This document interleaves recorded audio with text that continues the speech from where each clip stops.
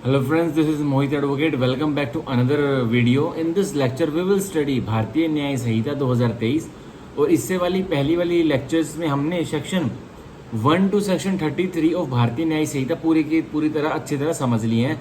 Section 1 से लेकर section 33 तक हम कर चुके हैं। Interpretation in Hindi, translation in Hindi और विद रेलिवेंट केस लॉज के साथ मैंने सब कुछ समझाया हुआ है। तो आज हम जो जनरल एक्सेप्शंस की सेक्शन 34 टू सेक्शन 44 हमारे बच गए हैं। 34 से लेके 44 तक सेक्शन 34 टू सेक्शन 44 हमारे जो of right of private defence आत्मरक्षा का अधिकार के जो राइट्स हैं जो बॉडी की और प्रॉपर्टी के वो बच गए हैं। आज उसे हम कर लेंगे और फिर कल से हम अबैटमेंट का भारतीय न्याय संहिता में अपना बेयर एक्ट की रीडिंग चालू करेंगे। ठीक है, तो ये बेयर एक्ट की सिंपल रीडिंग की क्लास नहीं है, इसमें मैं इंटरप्रिटेशन भी वही बता रहा हूँ। ठीक है, तो इसीलिए मैंने अपने कोर्स का नाम रखा हुआ है रैपिड डिटेल्ड क्लास। रैपिडली समझाता हुआ चलूंगा और वो भी डिटेल में। ठीक है, बेयर एक्ट का अब देखते हैं। Without wasting a further second मैं चालू करने वाला हूँ अब सेक्शन 34 भारतीय न्याय संहिता का रीड करना। ठीक है, फिर उसके बारे में बताऊंगा। अब देखिए 34 सेक्शन 34 के ऊपर सीधा सीधा लिखा गया है of right of private defence, अधिकार आपकी आत्मरक्षा का आपके पास क्या क्या है। ठीक है, तो वो हमें बताता है कौन, सेक्शन 34 से लेके 44 तक। ठीक है, तो 34 मैं पढ़ रहा हूँ जो कि सिर्फ एक डिक्लेरेटरी प्रोविजन। अब देखिए things done in private defence, क्या क्या चीजें हो सकती हैं किसमें, आत्मरक्षा में। अब ये देखिए, अब सेक्शन 34 भारतीय न्याय संहिता में बॉडी पढ़ रहा हूँ। Nothing is an offence which is done in the exercise of the right of private defence, कुछ भी अपराध नहीं है जो कि हुआ है, कैसे हुआ है, आत्मरक्षा का अधिकार को प्रयोग करते हुए हुआ है वो एक एक्ट, तो वो कुछ भी अपराध नहीं बनेगा। ठीक है, ये डिक्लेरेटरी प्रोविजन है कि भाई आत्मरक्षा अगर आपने की है अपने शरीर की, अपनी प्रॉपर्टी की, वो इसमें मेंशन नहीं है। बॉडी और प्रॉपर्टी वो नीचे आएगा, लेकिन मैं बता रहा हूं नथिंग इज एन ऑफेंस, कुछ भी अपराध नहीं बनेगा, विच इज डन, जो कि होता है, in the exercise of the right of private defence. ठीक है, जो कि इस्तेमाल किया है, आपने कोई एक्ट किया है एक व्यक्ति के ऊपर, असेलेंट के ऊपर, एग्रेसर के ऊपर, और वो एक अपराध बनता, पर वो क्यों नहीं बनेगा, क्योंकि आपने अपनी राइट ऑफ प्राइवेट डिफेंस, अपने आत्मरक्षा के अधिकार का प्रयोग किया है और अगले व्यक्ति को, असेलेंट को, अग्रेसर को आपने हानि पहुंचाई है। तो उस अगर वो कोई आपके ऊपर मुकदमा दर्ज करवा देता है तो कोई भी आपको सजा नहीं करवा सकता, क्योंकि आपने अपना राइट ऑफ प्राइवेट डिफेंस, आत्मरक्षा का अधिकार प्रयोग किया है। ठीक है, तो सीधा सीधा हमें यह सेक्शन 34 भारतीय न्याय संहिता से इतना सब देखने को मिलता है। ठीक है, ये सिर्फ एक जनरल डिक्लेरेटरी प्रोविजन है। ठीक है, कि कुछ भी ऑफेंस नहीं बनेगा। ठीक है, इसमें दो पार्टी मेन होती है। एक तो इसमें होता है असेलेंट, एग्रेसर। असेलेंट कौन होता है, असेलेंट वो व्यक्ति होता है जो किसी पे अटैक करता है। ठीक है, और एक होता है विक्टिम और अक्यूज्ड। विक्टिम अब कौन बनता है भाई, असेलेंट जिस पर अटैक कर रहा है वो विक्टिम बनता है, और विक्टिम अपने राइट ऑफ प्राइवेट डिफेंस में कुछ एक्ट कर देता है असेलेंट के ऊपर, मतलब कुछ एक्ट कर देता है जो कि असेलेंट को चोट लग जाती है, और असेलेंट अब विक्टिम पर मुकदमा दर्ज करवा देता है। तो हमारे प्रेजेंट जो कोर्ट में ट्रायल चलेगी वो किसके ऊपर चलेगी, विक्टिम अक्यूज के ऊपर चलेगी। भाई वो ही अगर अपना राइट ऑफ प्राइवेट डिफेंस वो व्यक्ति यूज नहीं करता तो वो विक्टिम बन जाता, पर उसने अपना राइट ऑफ प्राइवेट डिफेंस किया तो वो अक्यूज बन गया। अब वो जब उसके ऊपर ट्रायल चलती है, जब वो सेक्शन 34 से लेकर सेक्शन 44 का जो भी रेलिवेंट डिफेंस मिलेगा वो उसको लेगा, कौन, विक्टिम अक्यूज। ठीक है, और किसके प्रति लेगा, असेलेंट के प्रति लेगा। ठीक है, तो इसमें दो व्यक्ति होते हैं, विक्टिम अक्यूज एक होता है और असेलेंट एग्रेसर दूसरा होता है। ठीक है, असेलेंट एग्रेसर मैंने बताया जो कि अटैक कर रहा है और बाद में जाके पहले वो अटैक कर रहा है और फिर बाद में जाके केस भी वही करवा रहा है विक्टिम के ऊपर। और विक्टिम कौन है, जिसके ऊपर अटैक हो रहा है और जो अक्यूज भी बन रहा है केस में। ठीक है, ये है 34। अब हम पढ़ेंगे section 35 of Bharatiya Nyaya Sanhita, right of private defence of body and of property. अब आत्मरक्षा का अधिकार किस किस का होता है, बॉडी का मतलब शरीर का, एंड ऑफ प्रॉपर्टी, और साथ के साथ किसका भी होता है, संपत्ति का भी हो सकता है। ठीक है, संपत्ति मतलब प्रॉपर्टी। अब हम 35 की बॉडी पढ़ते हैं। Every person has a right, हर व्यक्ति के पास एक अधिकार है, राइट है, subject to the restrictions contain in section 37, पर सेक्शन 37 में जो रिस्ट्रिक्शंस दे रखी है वो आपको माननी पड़ेगी, उसको मानने के बाद ही आपके पास राइट्स आएंगे। ठीक है, तो 37 को हम अच्छी तरह से पढ़ेंगे। वो रिस्ट्रिक्शंस बताता है कि आपके पास अधिकार तो है, पर आपको ये आपके ऊपर रिस्ट्रिक्शंस, पाबंदियां भी लगी होती हैं कि आप इससे ज्यादा कुछ नहीं कर सकते जो आपको यहाँ दिया गया है। ठीक है, तो 37 हमारा इंपॉर्टेंट है। इसको हम बिल्कुल अच्छे से पढ़ेंगे, ठीक है। अब दोबारा पढ़ता हूँ मैं सेक्शन 35 की बॉडी।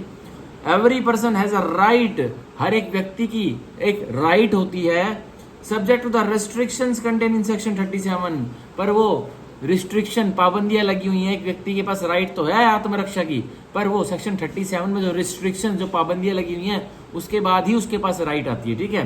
टू डिफेंड, अब उसके पास राइट आत्मरक्षा की किसके लिए है? टू डिफेंड, अपने आप को बचाने के लिए, डिफेंड करने के लिए, ठीक है, आत्मरक्षा के लिए। और किन किन केसेस में? इन केसेस में ए, क्या डिफेंड कर सकता है एक व्यक्ति? क्या डिफेंड कर सकता है? हिज ओन बॉडी, अपना शरीर वो डिफेंड कर सकता है अग्रेसर असेलेंट के एक्ट से।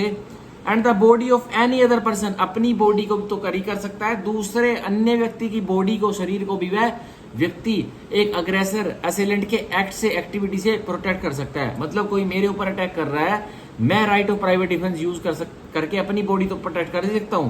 कोई मेरी पड़ोसी आंटी पर अटैक करने वाला है, कोई चोर, और मैं गाड़ी से आ रहा हूं, तो मैं आंटी की बॉडी को प्रोटेक्ट करने के लिए भी उस असेलेंट अग्रेसर जो मेरी पड़ोस की आंटी पर अटैक करने वाला है उसको भी हर्ट कोज कर सकता हूं। मैं दूर से आ रहा हूं, मेरी पड़ोस की आंटी पे एक असेलेंट अग्रेसर चाकू चलाने वाला, और मैं दूर से गाड़ी से आ रहा हूं अपनी मेन गली से, मैं देख लेता हूं कि भाई आंटी तो खतरे में है। अब मैं गाड़ी उस चोर के ऊपर चढ़ा देता हूं और उस चोर को इन कॉन्सिक्वेंसेज उसको फ्रैक्चर वगैरह हो जाते हैं, तो क्या हुआ? सीधा सीधा मुझे बताया गया, लॉ ने मेरे को अधिकार दे रखा कि आप अपनी बॉडी को तो प्रोटेक्ट डिफेंड कर ही कर सकते हो, पर साथ में एनी अदर पर्सन, कोई और अन्य व्यक्ति है, उसकी बॉडी को भी आप, शरीर को भी आप डिफेंड कर सकते हो, ठीक है। अब देखिए, अब किससे कर सकते हैं? Against any offence affecting the human body. अब उन अपराधों के लिए कर सकते हैं जो अपराध कौन से हैं? सीधा सीधा वो वाले अपराध जो कि सीधा इंसानी शरीर को अफेक्ट करते हैं। Offences affecting the human body किसमें दिए गए हैं? सीधा सीधा चैप्टर 10 ऑफ भारतीय न्याय संहिता में, ठीक है। एक बार मैं देख भी लेता हूँ इंडेक्स में। आप 2 मिनट का वेट करिए, साथ के साथ फिर नोट्स बनाते हुए चलेंगे, ठीक है। 1 सेकंड रुकिए। हाँ, निकाल लिया, इंडेक्स निकाल लिया मैंने। 1 सेकंड रुकिए, नोट्स निकाल लिया है। हाँ, नहीं, चैप्टर 10 नहीं है, 1 सेकंड रुकिए। चैप्टर 10 नहीं है, वो चैप्टर 10 नहीं है।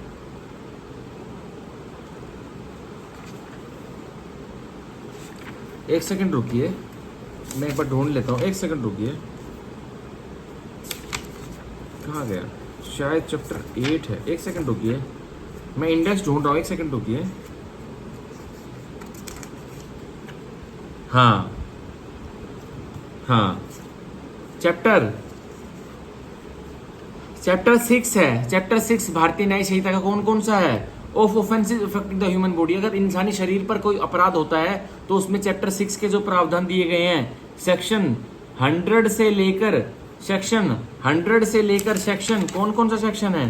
सेक्शन 146 तक, तो ये वाले प्रावधान दिए गए हैं चैप्टर 6 में। तो हम अपने नोट्स के साइड में लिख सकते हैं, जो लिखा हुआ है ना 35 के क्लोज ए में, his own body and the body of any other person against any offence.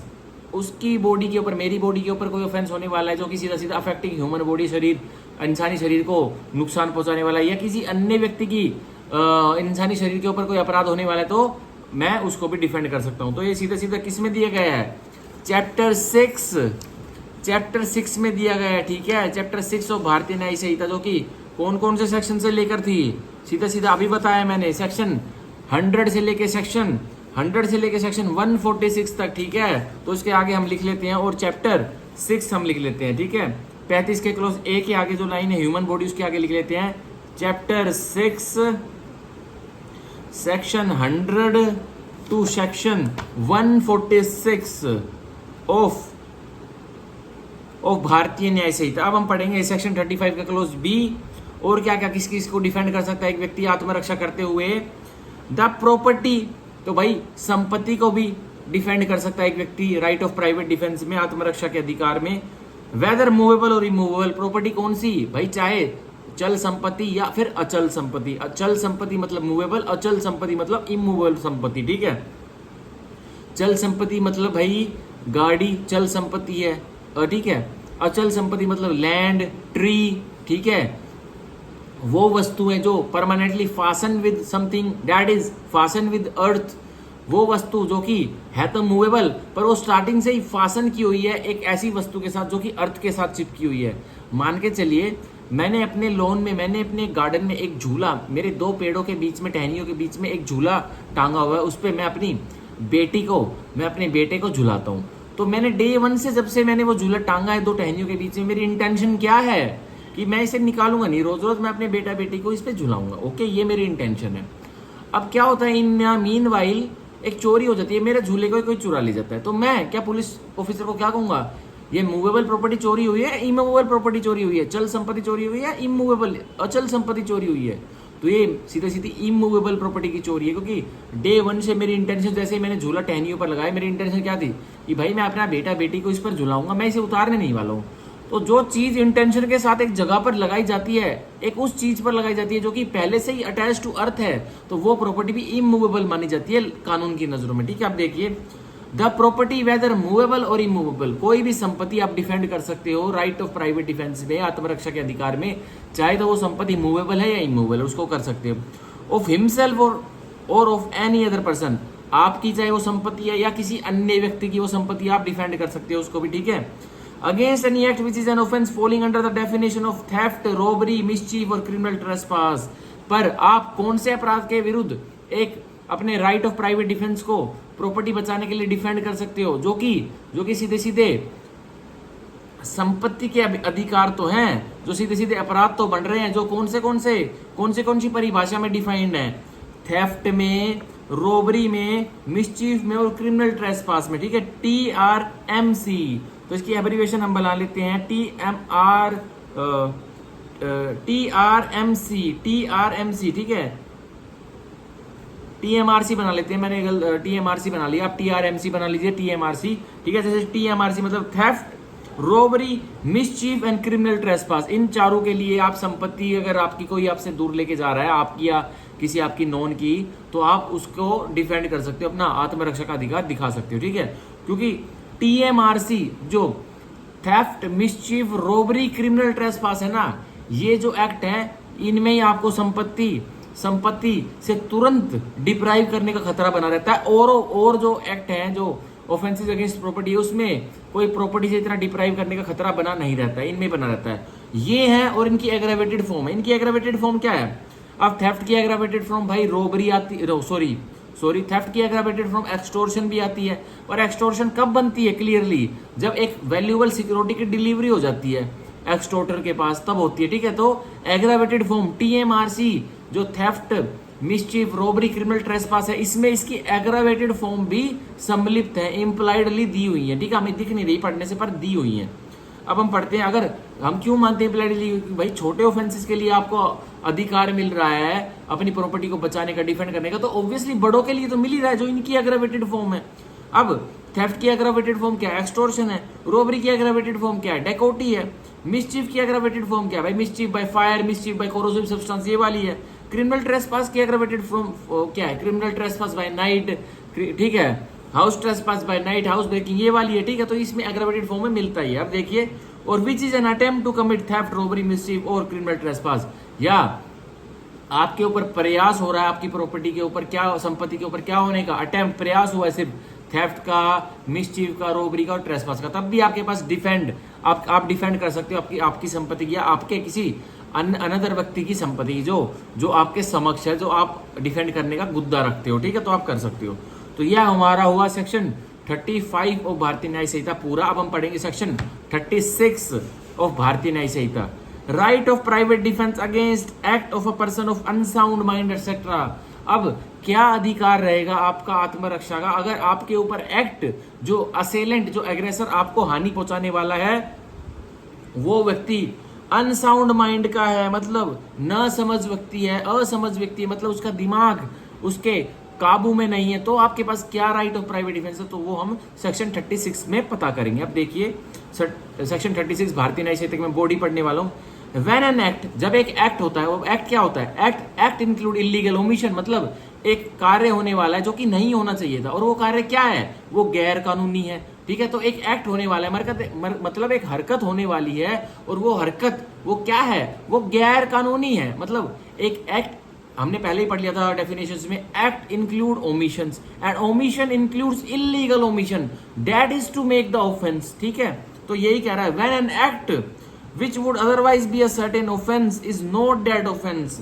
जब एक एक्ट अपराध तो बनता पर वो अपराध बन नहीं पा रहा है, क्यों नहीं बन पा रहा है, क्योंकि वो इन व्यक्तियों ने करा है। किसने किया है? By reason of the youth, क्योंकि वो एक यूथ ने किया है, मतलब बच्चे ने किया है, 7 साल से कम के बालक ने किया है, डोली इनकम टैक्स, या फिर 7 साल से लेके 12 साल के बीच में वॉन्ट ऑफ मैच्योरिटी वाले बालक ने किया है। तो इसलिए वो अपराध तो बनता वो एक्ट, पर वो अपराध बन नहीं पा रहा है। ठीक है, क्यों नहीं बन पा रहा है? क्योंकि वो अपराध वो एक्ट एक यूथ ने किया है। अब देखिए, the want of maturity of understanding, जो मैं बता था वो आ गया, the want of maturity of understanding. सीधा सीधा यहाँ कौन से सेक्शन को लिंक करना चाह रहा है हमारा लेजिस्लेचर? सीधा सीधा कौन से सेक्शन को लिंक करना चाह रहा है हमारा लेजिस्लेचर? जल्दी से बता दीजिए। सेक्शन 21 को और सेक्शन 20 को। ठीक है, सेक्शन 20 को सेक्शन 21 को लिंक करना चाह रहा है हमारा लेजिस्लेचर कि डोली इनकम टैक्स, एक बच्चे ने, 7 साल के बालक ने एक व्यक्ति पर कोई अपराध किया है, वो वैसे तो अपराध नहीं बन पा रहा है, एक्ट तो किया है पर वो एक्ट अपराध नहीं बन पा रहा क्योंकि वो बालक ने किया है, या फिर एक 7 साल से लेके 12 साल के बालक ने किया है जिसको समझदारी अभी नहीं है। तो यही कह रहा है, by reason of the youth. और किस कारणवश किया? क्योंकि कारण है, क्योंकि वो अपराध क्यों नहीं बन पा रहा, क्योंकि वो एक यूथ ने किया है, डोली इनकम टैक्स ने किया है। The want of maturity of understanding, या एक ऐसे बालक ने किया है जिसको अभी समझदारी आनी बाकी है, मतलब 7 साल से लेके 12 साल के बालक ने वो एक्ट किया है। द अनसाउंडनेस ऑफ माइंड, एक ऐसे व्यक्ति ने किया है जो कि दिमागी तौर पर पागल है, उसने एक एक्ट किया है, वो एक्ट तो अपराध बन रहा है पर वो अपराध क्यों नहीं बन पा रहा है? क्योंकि वो एक पागल व्यक्ति ने किया है। और सीधा सीधा कौन से सेक्शन को लिंक कर हमारा लेजिस्लेचर? सेक्शन 22 को, सेक्शन 22 को। ठीक है, ऑफ माइंड और the intoxication of the person doing that act, या फिर एक एक्ट किया है एक व्यक्ति ने जो कि नशे में है, इंटॉक्सिकेटेड है। ठीक है, तब वो अपराध नहीं बन पा रहा है। वैसे तो अपराध होता अगर वो नशे में नहीं होता, अगर वो एक्ट करता, पर वो अपराध नहीं बन पा रहा। तो उनके प्रति आपके पास क्या राइट ऑफ प्राइवेट डिफेंस है, वो इस सेक्शन में बताई गई है। तो इंटॉक्सिकेशन का सेक्शन कहां दिया हुआ है? सीधा सीधा अभी बता देता हूं मैं, सीधा सीधा दिया हुआ है सेक्शन 23। हमारा लेजिस्लेचर भारतीय न्याय संहिता का लिंक करवाना चाह रहा है, हम लिंक कर लेंगे दोनों। हमने लिंक विद क्या कर लिया? सेक्शन 20 से लेकर सेक्शन 23 को लिंक विद कर लिया है सेक्शन 36 के साथ। अब देखिए, अब क्या होगा, अब आपके पास क्या अधिकार है, किसके विरुद्ध? अगर एक व्यक्ति एक्ट कर रहा है आपके ऊपर और वो एक्ट अपराध बनता पर वो अपराध नहीं बन पा रहा है, सिर्फ किस वजह से बन नहीं पा रहा है? क्योंकि वो अपराध, वो एक्ट आपके ऊपर एक बालक ने किया है जो कि 7 साल से कम की आयु का है। ठीक है, एक वो एक्ट आपके ऊपर एक बालक ने किया है जो कि 7 साल से लेकर 12 साल की आयु के बीच में है, वॉन्ट ऑफ मैच्योरिटी वाले बालक ने किया है। एक एक्ट आपके ऊपर किया है जो कि अपराध होता पर अपराध बन नहीं पा रहा है, वो एक अनसाउंड माइंड के व्यक्ति ने किया, मतलब एक पागल दिमाग के व्यक्ति ने आपके ऊपर किया है, वो अपराध नहीं बन पा रहा है। अब एक इंटॉक्सिकेशन में एक व्यक्ति है जो नशे में, उसने आपके ऊपर एक्ट किया है, अगर उसका एक्ट को तो माफी मिल जाएगी, कानून उसको जनरल एक्सेप्शन का डिफेंस दे देगा कि तुम नशे में थे, तुम्हारी इंटेंशन नॉलेज नहीं थी, तुम्हें माफी करते। तो लेकिन आपको अगर ज्यादा चोट पहुंच गई, आपके साथ इनजस्टिस ना हो कि भाई एक पागल व्यक्ति, एक नशे वाला व्यक्ति, एक बालक अगर आपको कुछ कर देता है, तो उसके लिए आपकी क्या राइट ऑफ प्राइवेट डिफेंस है, वो हमारा सेक्शन 36 का लेटर पार्ट अभी क्लियर कर देगा। देखिए, और by reason of any misconception on the part of that person, या फिर कोई गलत फहमी है, किसके पार्ट पर गलत फहमी है? जो व्यक्ति आपके ऊपर ऑफेंस करने वाला, अपराध करने वाला है, ठीक है, उसके पार्ट पर कोई गलत फहमी है। मतलब सीधा सीधा क्या है, मान के चलिए, इसमें एग्जांपल दे के चलते हैं, कोई ए है जो कि कोर्ट ऑफिसर है, मतलब मान के चलिए ए है एक बैलिफ है और बी एक जज है। बी ए को बोलता है जो कि बैलिफ है, जाओ, एक मेरा मुलजिम है जिसके पास मेरे कोर्ट में उसका केस है, जेड, वो अपनी हाजिरी नहीं दे रहा है, ये ले वारंट और जाओ। बी जो जज है वो ए को कहता है जाओ और जेड जो मुलजिम है उसको गिरफ्तार करके लाओ, उसको वारंट ऑफ अरेस्ट दे देता है। अब ए जाता है, अब जेड को उसको गिरफ्तार करना होता है, पर वो मिसकंसेप्शन में वाई को गिरफ्तार कर लेता है। तो सीधा सीधा क्या हो रहा है, अब वो व्यक्ति मिसकंसेप्शन आपके ऊपर कर रहा है, भाई उसका एक्ट तो सीधा सीधा माफी में फॉल हो जाएगा, सीधा सीधा किस में फॉल हो जाएगा, सीधा सीधा सेक्शन जस्टिफाइड बाय लॉ में फॉल हो जाएगा। ठीक है, जस्टिफाइड बाय लॉ में फॉल हो जाएगा। तो ये कौन सा वाला सेक्शन था? Justified by law. अभी बता देता हूं, इसको भी हम लिंक कर सकते हैं इसके साथ हम इसको लिंक कर सकते हैं, ये बहुत ही अच्छा अभी जोड़ा है। सेक्शन 17 के साथ भी हम लिंक कर सकते हैं, सेक्शन 17 के साथ भी हम इसको लिंक कर सकते हैं, सेक्शन 17 के साथ हम सेक्शन 36 को लिंक कर सकते हैं, क्योंकि उस आदमी का एक्ट मिसकंसेप्शन की वजह से जस्टिफाइड हो जाएगा लॉ के द्वारा, ठीक है, तो उसके साथ लिंक कर सकते हैं। अब देखिए क्या होगा, every person has the same right of private defence against that act. हर व्यक्ति के पास सेम राइट है, सेम अधिकार है अपनी आत्मरक्षा का, इन व्यक्तियों के लिए भी, ठीक है।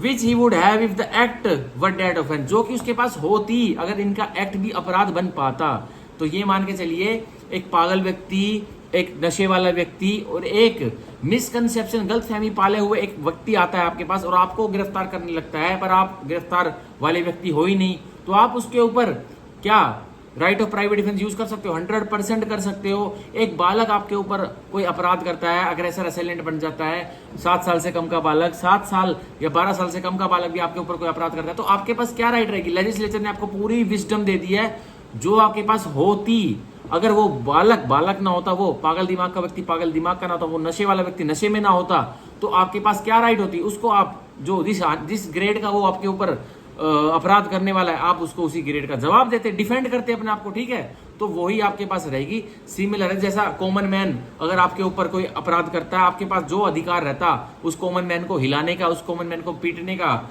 भगाने का, तो वही आपके पास सेम टू सेम राइट रहेगी अनसाउंड माइंड के व्यक्ति के एक्ट के लिए भी, इंटॉक्सिकेटेड वाले व्यक्ति के लिए भी, यूथ के मैटर में भी, और want of maturity, want of understanding वाले बालक के एक्ट के लिए भी, ठीक है।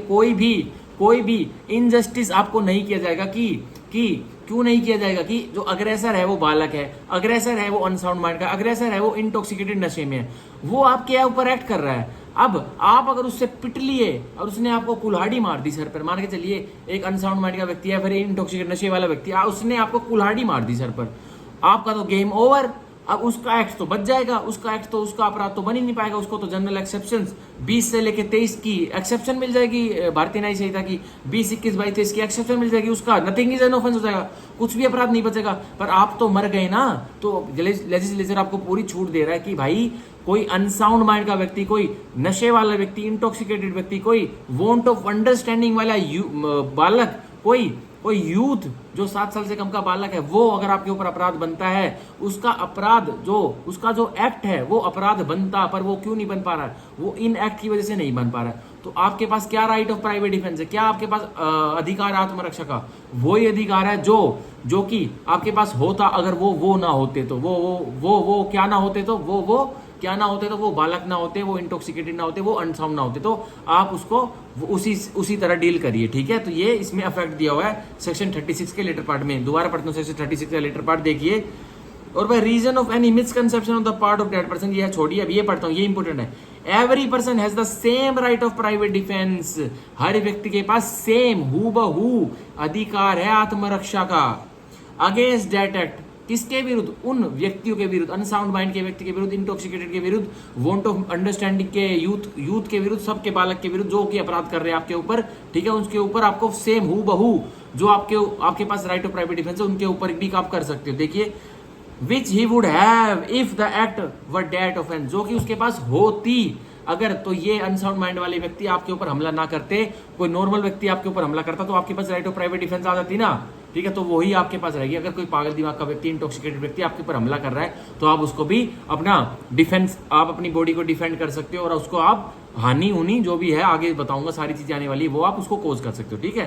तो ये था हमारा सेक्शन 36 ऑफ भारतीय न्याय संहिता, जो कि बहुत अच्छी तरह समझाया है। अब इलस्ट्रेशन इसकी एक पढ़ लेते, तुरंत समझ में आ जाएगा और अच्छी तरह। इलस्ट्रेशन ए देखिए, अब Z a person of unsound mind, Z एक व्यक्ति है जो कि पागल व्यक्ति है, attempts to kill A, तो वो प्रयास करता है किसको मारने का? Z एक अनसाउंड माइंड का पागल व्यक्ति है, वो A को मारने का प्रयास करता है। अब देखिए, Z is guilty of no offence, अब Z तो गिल्टी नहीं है किसी भी अपराध का। Z गिल्टी क्यों नहीं है किसी भी अपराध का? क्योंकि Z को तो सीधी सेक्शन 22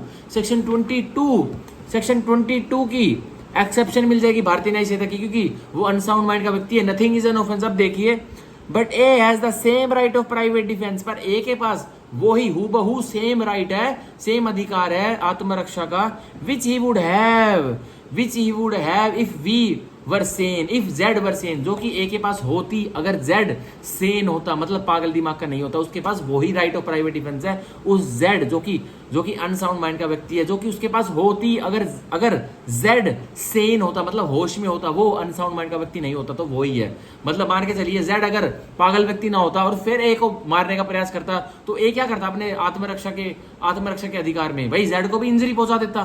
तो यही कह रहा है कि भाई अब भी आप ए को कोई भी हम इनजस्टिस नहीं कर रहे हैं, आपके पास वही राइट ऑफ प्राइवेट डिफेंस है। मान के चलिए कि जेड अनसाउंड नहीं है, जेड सेन है, उसके अंदर दिमाग है, ठीक है, तो आप उसके ऊपर वही अपना right of private defence exercise करेंगे, ठीक है। ये आप इलस्ट्रेशन मैंने ए पढ़ाया सेक्शन 36 भारतीय न्याय संहिता का, जो कि अच्छी तरह आपको दिमाग में फिट हो गया होगा, ठीक है। अब पढ़ाता हूं मैं section 37, one of the most important section of Bharatiya Nyaya Sanhita and of right of private defence topic, okay. And this is acts against which there is no right of private defence, वो वाले कार्य जो असेलेंट एग्रेसर आपके ऊपर कर रहा है और फिर भी आपके पास कोई राइट ऑफ प्राइवेट डिफेंस अधिकार नहीं आत्मरक्षा का, तो वो वाले कार्य कौन से होते हैं, वो 37 में दिए हुए हैं। तो सेक्शन 37 रिस्ट्रिक्शंस लगा रहा है, सेक्शन 37 रिस्ट्रिक्शंस लगा रहा है, किन के ऊपर रिस्ट्रिक्शन लगा रहा है, राइट ऑफ प्राइवेट डिफेंस का अधिकार को इस्तेमाल करने के लिए, ठीक है। तो इसमें सीधा सीधा एक मैं आपको इंग्लिश में एक लाइन बताता हूं, वो आप देख लीजिएगा, और 37 को उसी की तरह हमें समझ के वो पढ़ना है। क्या, if one is hitting with you a stick, if one person is hitting another with a stick, that another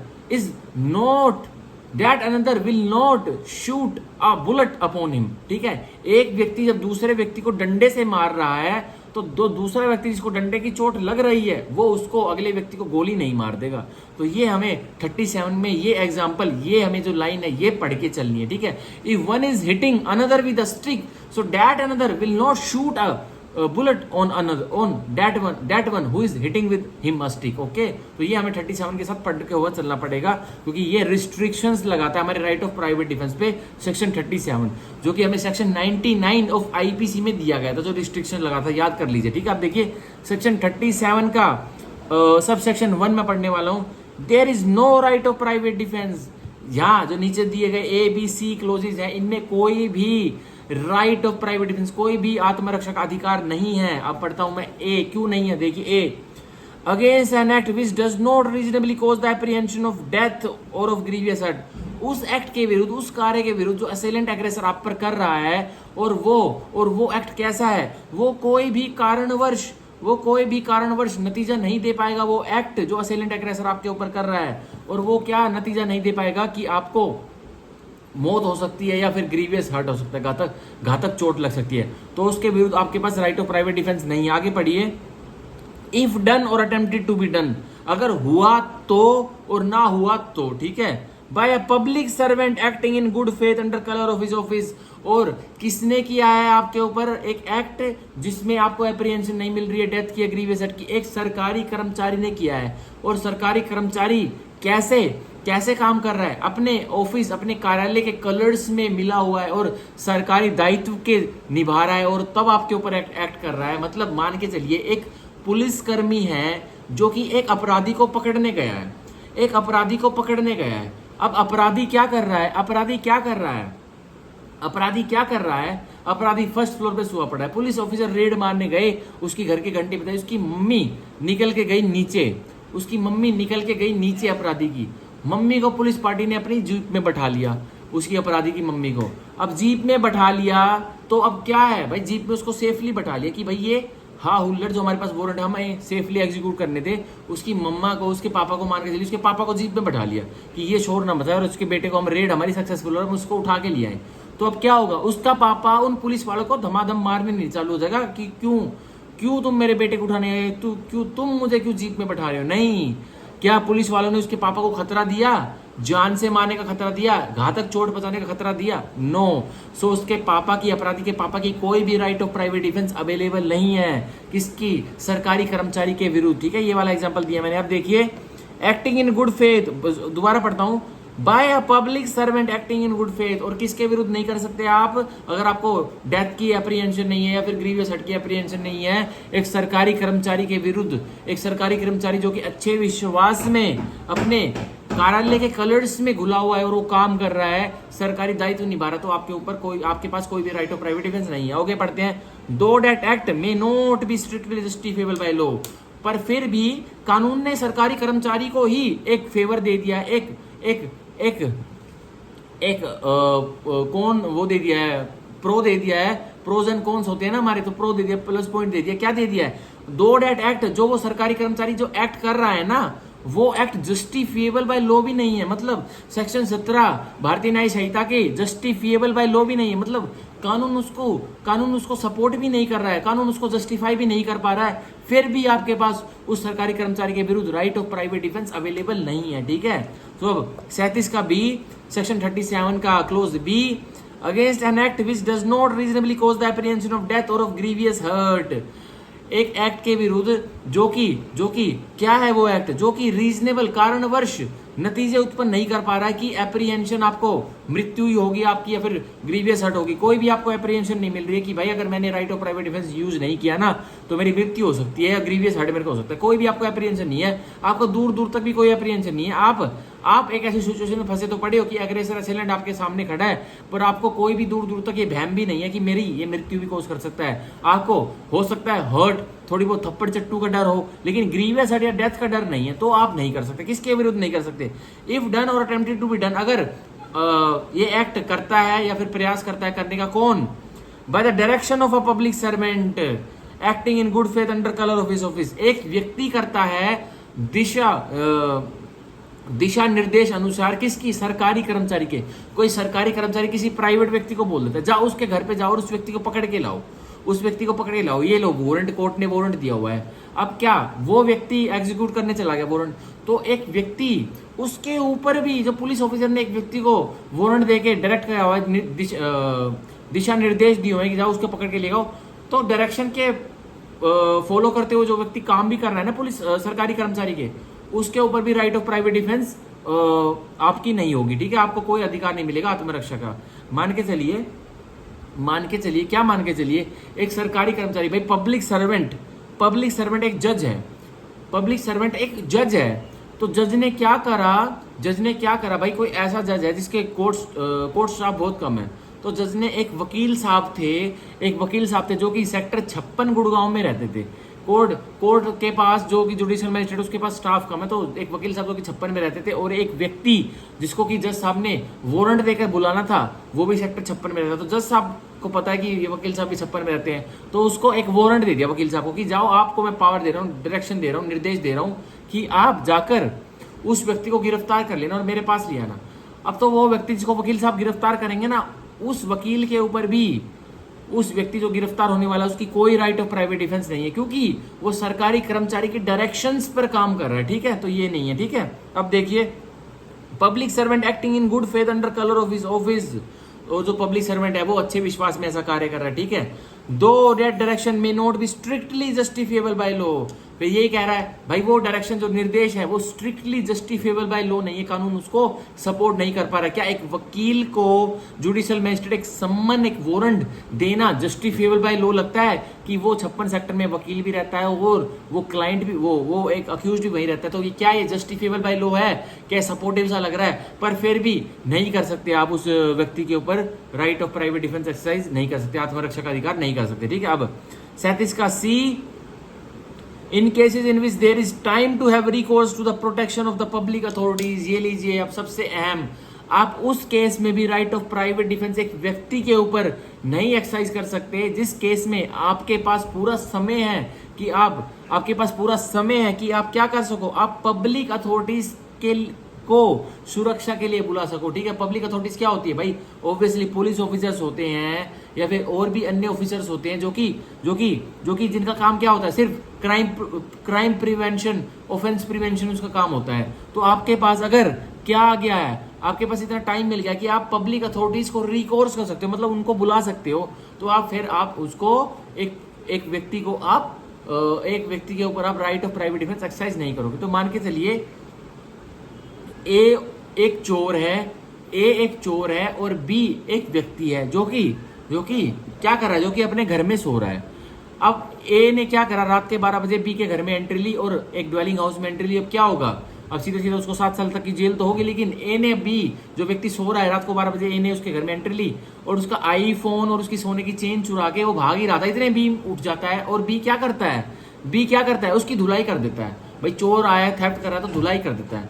अब धुलाई कर देता है तो उसको क्या करता है, उसको साथ में बैठा देता है। साथ में क्यों बैठा देता है? क्योंकि भाई अब वो पुलिस को बुलाएगा, अब उसने रिकोर्स कर लिया ना पब्लिक अथॉरिटीज का, तो वो उसको एक बार टच भी नहीं कर सकता अब, क्योंकि अब पुलिस आ चुकी है। अगर यही बात अगर वो 12 बजे, जैसे वो चोर उसके घर में घुसा था, बी के ए जो चोर था वो बी के घर में 12 बजे घुसा था और 12:15 पे उसने उसका आईफोन और सोने की चैन चुरा ली थी और 12:20 पे बी ने एक ही गुद्दी पकड़ के उसको पीट पूट दिया था। और अब मान के चलिए भाई बी अब अपना फोन करके पुलिस को बुला सकता था ना, तो बी ने ऐसा नहीं करा, उसको उस चोर को सुबह के 7 बजे तक पीटा। तो उसको यहां कोई राइट ऑफ प्राइवेट डिफेंस उस बी को नहीं मिलेगी। अगर वो 2-4 थप्पड़ चट्टू मार देता, भाई इतना तो बनता है, और फिर पुलिस को बुला लेता, तो उसके ऊपर कोई अपराध नहीं बनेगा, थप्पड़ चट्टू का कोई अपराध नहीं बनेगा। अगर फिर 12:20 पर उस चोर को पकड़ा, बी ने ए को पकड़ा उस चोर को, और सुबह के 7 बजे तक मारा पीटा कि मेरे घर में घुसता है, मैं डॉन हूं यहाँ का, अब उसको कोई राइट ऑफ प्राइवेट डिफेंस नहीं मिलेगा। अगर चोर उसके ऊपर मुकदमा दर्ज करवाता है कभी अपने इस मैटर से फ्री होकर, तो उसको 100% सजा हो जाएगी। वो ये नहीं कह सकता कि मेरे को राइट ऑफ प्राइवेट डिफेंस दीजिए सर जी, मेरे घर में चोरी हो रही थी, मैंने इसको 7 बजे तक 5-6 घंटे पीट दिया तो क्या हुआ, ये मेरे घर में चोरी भी तो कर रहा था। No no no, this is not an excuse. Right of private defence वहीं तक अवेलेबल है जहां आपके पास पूरा टाइम है कि आप पब्लिक अथॉरिटीज को प्रोटेक्शन के लिए बुला सकते हो, तो आपके पास कोई राइट ऑफ प्राइवेट डिफेंस नहीं होगी। ठीक है, तो ये मैंने सेक्शन 37 भारतीय न्याय संहिता के ए बी सी क्लोजेस तीनों बताए। अब हम सेक्शन 37 का सबसेक्शन 2 पढ़ते हैं। देखिए, the right of private defence in no case extends to the inflicting of more harm than it is necessary to inflict for the purpose of defence. ये लीजिए, सीधा सीधा क्या हो गया, right of private defence means defending your body, not attacking the assailant aggressor. Right of private defence आपको legislature यूं देता है कि आप अपनी बॉडी को, अपनी प्रॉपर्टी को सिर्फ डिफेंड कर सको अग्रेसर असेलेंट की एक्टिविटी से, एक्ट से, पर आपको अटैक करने का कोई अधिकार नहीं देता लेजिस्लेचर। आप सिर्फ बचो, आप सिर्फ शील्ड की तरह उसका प्रयोग करो, ना कि आप अटैकर बन जाओ। नो, तो मैंने जो स्टार्टिंग में 37 जो पढ़ा था तब मैंने वो लाइन बताई थी, right of private defense does not mean that if someone is hitting with your stick, so you will not fire upon him with a bullet। ये आपको राइट ऑफ प्राइवेट डिफेंस नहीं देता। तो सीधा सीधा वो कहां से जुड़ रही है वो लाइन, सेक्शन 37 के सब सेक्शन 2 में से। ठीक है, जो कि कहता है the right of private defence, जो अधिकार है आत्मरक्षा का, इन नो केस, किसी भी मुकदमे में, extend to the inflicting of more harm, नहीं बढ़ेगा, किस श्रेणी तक नहीं जाएगा, इन्फ्लिक्टिंग मोर हार्म, की ज्यादा हानि आप दे दो, than it is necessary to inflict, जितनी आप देनी चाहिए थी, ठीक है, for the purpose of defence. और किस संदर्भ में, किस पर्पस के लिए, किस मतलब के लिए, डिफेंस के मतलब के लिए। ठीक है, ओनली डिफेंस, नॉट अटैक। तो 37 का 2 सीधा सीधा ये कह रहा है कि आपको एक चोर को काबू में करके उसको कमरे में आपको रस्सी से बांध देना था। आप पब्लिक अथॉरिटीज को बुलाओ, पुलिस को बुला सको, पर आपने क्या करा, उसकी 7 बजे तक पिटाई करी। तो आपने क्या किया, आप 2 थप्पड़ मार के उसको बैठा भी सकते थे, पर आपने क्या किया, आपने रात के 12 बजे से लेकर सुबह के 7 AM तक उस चोर को पीटा। तो ये क्या है, सीधा सीधा आपके पास कोई भाई साहब राइट ऑफ प्राइवेट डिफेंस नहीं थी, क्योंकि आपने मोर हार्म इन्फ्लिक्ट कर दिया, जो कि नेसेसरी था। नेसेसरी कितना था भाई, हद मार के चोर भाई पतला सा चोर है, मालिक जिसका गोल्ड चेन चोरी हुई है, आईफोन चोरी हुआ है, वो 100 किलो का पहलवान है, कोई मेरी तरह। और जो सीधा सीधा जो चोर है वो 50 किलो का पहिया वजन का कोई चोर है। तो वो अब उसको हार्म कितना देगा, वो 100 किलो का पहलवान जिसके घर पे चोरी हो रही है मेरे जैसा, भाई 2-4 लाफे मार के उसको बैठा लेगा और पुलिस को बुला लेगा, आ जाओ जी, ये चोरी मेरे घर में चोर कर रहा था, ये चोरी कर रहा था, ये चोर मेरे घर में, मैंने पकड़ लिया। नहीं, पर मेरे जैसा पहलवान क्या करता, 12 बजे रात को चोर को पकड़ा और 7 AM तक पीटा। तो भाई कोई भी राइट ऑफ प्राइवेट डिफेंस नहीं मिलेगा पहलवान जी को, क्योंकि उसने इन्फ्लिक्ट कर दिया मोर हार्म, ज्यादा हानि, जो कि इसको करनी चाहिए थी। उसको करनी चाहिए थी कितनी, इतनी सी, उसने कर कितनी दी, इतनी। तो नहीं मिलेगा राइट ऑफ प्राइवेट डिफेंस उस व्यक्ति को। ठीक है, तो ये हमारा 37 का सबसेक्शन 2 हुआ। अब हम पढ़ेंगे सेक्शन 37 भारतीय न्याय संहिता की एक्सप्लेनेशन 1, स्पष्टीकरण 1, बहुत इंपॉर्टेंट। अब देखिए, a person is not deprived of the right of private defence against an act done. एक व्यक्ति को डिप्राइव्ड, उससे छीन नहीं सकते क्या, of the right of private defence, क्या नहीं छीन सकते, अधिकार आत्मरक्षा का, अगेंस्ट एन एक्ट डन, जो कि उसने एक्ट किया है, ठीक है, और अटेम्प्टेड टू बी डन, या उसने कोई एक्ट वो करने वाला, प्रयास करने वाला, बाय अ पब्लिक सर्वेंट, और कौन करने वाला है, सरकारी कर्मचारी, एज सच अनलेस एक्सेप्शन क्या है, he knows or has reason to believe that person doing the act is such public servant, ठीक है। जब उसको पता लग जाएगा कि ये सरकारी कर्मचारी है, जब वो एक्ट करना छोड़ देगा, जब एक व्यक्ति को नॉलेज ही नहीं है कि मैं जिसके ऊपर right of private defence use कर रहा हूं कि वो सरकारी कर्मचारी है, तो भाई क्या है, सीधा सीधा वो डिप्राइव नहीं हुआ है, वो इस्तेमाल कर सकता है अपनी राइट ऑफ प्राइवेट डिफेंस उस व्यक्ति पर। अब मान के चलिए हरियाणा में, गुड़गांव में, हिसार में, सोनीपत में ये एक क्राइम इन्वेस्टिगेशन एजेंसी घूमती रहती है, सीआईए जिसको बोलते हैं। ये अब इतने नोटोरियस पीपल हैं सरकार के, पुलिस वाले हैं नोटोरियस, इतने नोटोरियस, ये क्या करते हैं, ये एक भी तो यूनिफॉर्म में नहीं रहता है। ये जब कोर्ट में जाते हैं तभी ये यूनिफॉर्म पहनते हैं, और जब ये रेड वगैरह मारने जाते हैं तो ये अपनी कैजुअल घर के ड्रेस में, घर के जूतों में, नाइकी, एडिडास, ये जो ब्रांडेड शूज हैं या फिर छोटे मोटे शूज हैं उनमें जाते हैं, और कोई इनको आइडेंटिफाई नहीं कर सकता इनकी क्लोथिंग, इनकी अपीयरेंस, इनके वियरिंग अपीयरल की वजह से कि ये सीआईए पुलिस के ऑफिसर्स है। पर ये क्या करते हैं, ये क्या करते हैं, सीधा सीधा किसी भी घर में घुस जाते हैं, किसी की दुकान में घुस जाते हैं, किसी भी अपराधी के घर में घुस जाते हैं, जिसने कुछ अपराध किया होगा छोटा मोटा, उसको उठा लाते हैं। तो ये मानिएगा, अब उसको वो उठाने उसके घर में घुस गए ना, उस अपराधी के पास भी उतनी ही राइट ऑफ प्राइवेट डिफेंस है जितनी उसके पास होती, क्योंकि उसको पता नहीं ना ये कौन है, भाई उसको पता नहीं ये क्राइम इन्वेस्टिगेशन एजेंसी वाले व्यक्ति है, क्योंकि वो तो कैजुअल ड्रेस में है, तो कैजुअल ड्रेस में तो भाई गुंडे भी घूमते हैं।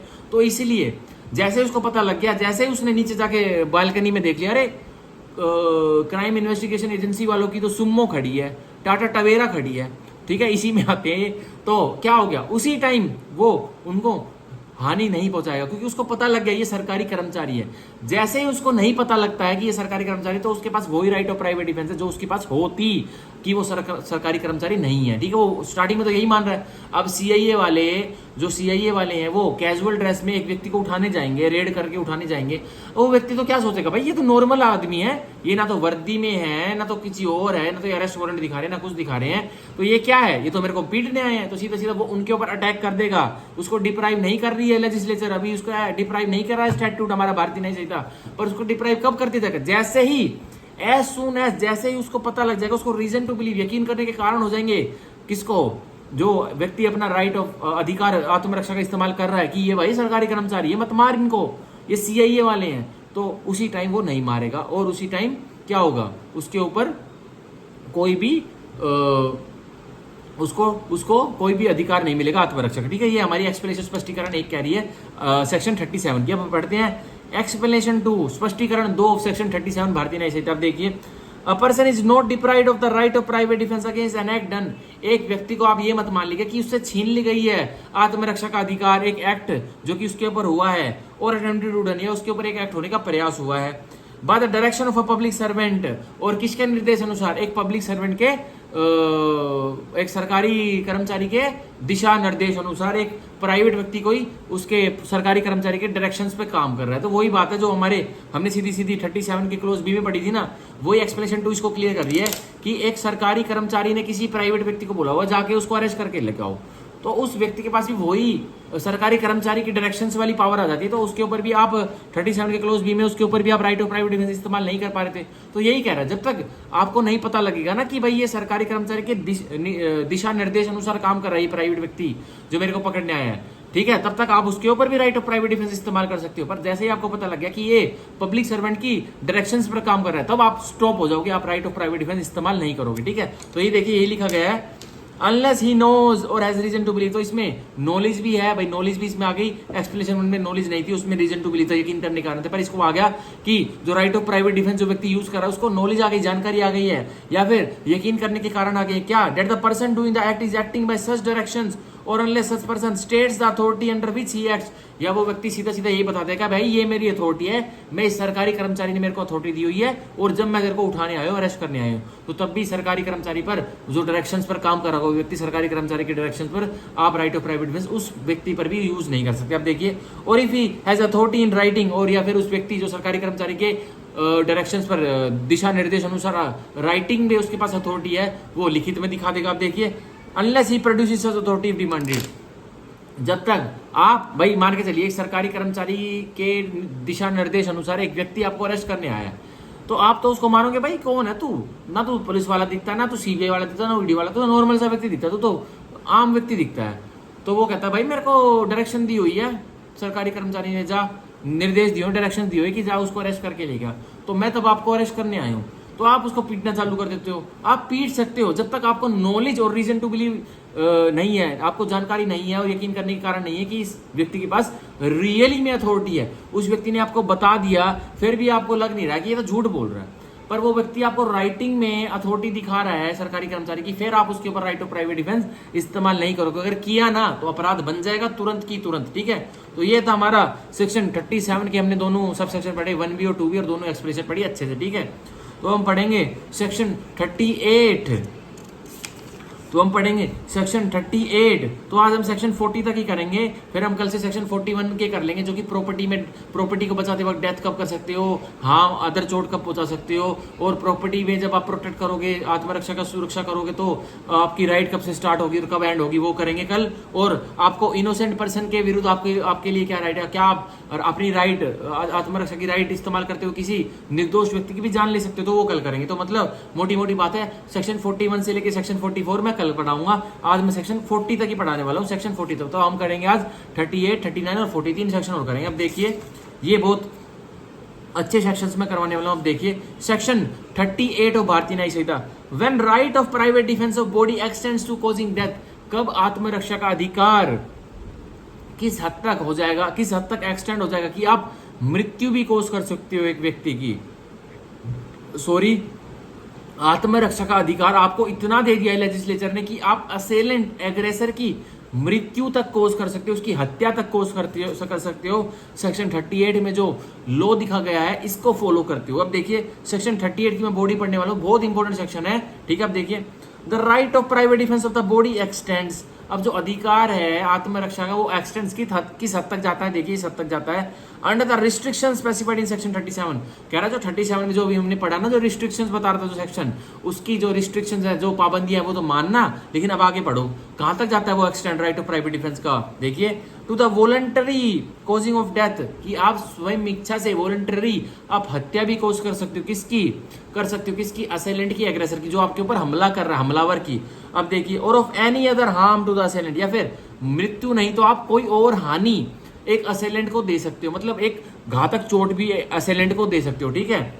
If the offence which occasions the exercise of the right be of any of the description hereinafter enumerated namely, अगर आपके ऊपर एक हमलावर, असेलेंट, एग्रेसर, एक इनमें से जो नीचे मैं अपराध पढ़ाऊंगा इनमें से कोई अपराध है ना, तो आप उस एग्रेसर की, असेलेंट की हत्या तक कोस कर सकते हो, ठीक है। अगर हत्या नहीं करना चाहते तो उसको घातक चोट, ग्रीवियस हर्ट उस असेलेंट को, एग्रेसर को आप दे सकते हो। अब वो एनुमरेटेड जो कौन से हालात हैं, जो कौन से अपराध है जिनमें आप हत्या कोस कर सकते हो, ग्रीवियस हर्ट दे सकते हो, वो मैं अभी पढ़ाने वाला हूं। ए, कौन से में कर सकते हो आप हत्या, देखिए such an assault as may be reasonably cause the apprehension that death will otherwise be the consequence of such assault। आपके ऊपर एक असोल्ट हुआ है, मतलब एक हमला हुआ है, और उस हमले में आपको क्या एप्रीहेंशन आ गया, आपको क्या संकोच पैदा हो गया कि भाई अगर मैंने अपना राइट ऑफ प्राइवेट डिफेंस, अपना मैंने अधिकार आत्मरक्षा का नहीं प्रयोग में लाया तो मेरी मृत्यु ही होगी इस असोल्ट से, ठीक है। कॉन्सिक्वेंसेस क्या होगा कि मेरी मृत्यु ही होगी, ठीक है। मतलब जो व्यक्ति अब राइट ऑफ प्राइवेट डिफेंस इस्तेमाल करेगा, जिसके ऊपर केस चलेगा कि आपने असेलेंट अग्रेसर की डेथ कोज कर दी, तो वो व्यक्ति क्या कहेगा कि जी पहले इसने, अग्रेसर ने, असेलेंट ने मेरे ऊपर असोल्ट कर दिया था और मेरे को रीजनेबल एप्रीहेंशन हो गई थी कि मैं अगर राइट ऑफ प्राइवेट डिफेंस इस्तेमाल नहीं करूंगा तो मेरी मृत्यु ही होगी। तो मैंने उस व्यक्ति की मृत्यु कर दी, क्योंकि मेरे को सेक्शन 38 के क्लोज ए में साफ साफ दिया हुआ है कि आपके ऊपर अगर असोल्ट ऐसा होता है कि आपको एप्रीहेंशन, रीजनेबल कोज आपके पास, एक उचित कारण आपके पास उठ जाता है कि आप अगर राइट ऑफ प्राइवेट डिफेंस इस्तेमाल नहीं करोगे तो आपकी मृत्यु ही परिणाम होगा, तो आप कर सकते हो उस असेलेंट एग्रेसर की हत्या भी। अब B, such an assault as may reasonably cause the apprehension that grievous hurt will otherwise be the consequence of such assault।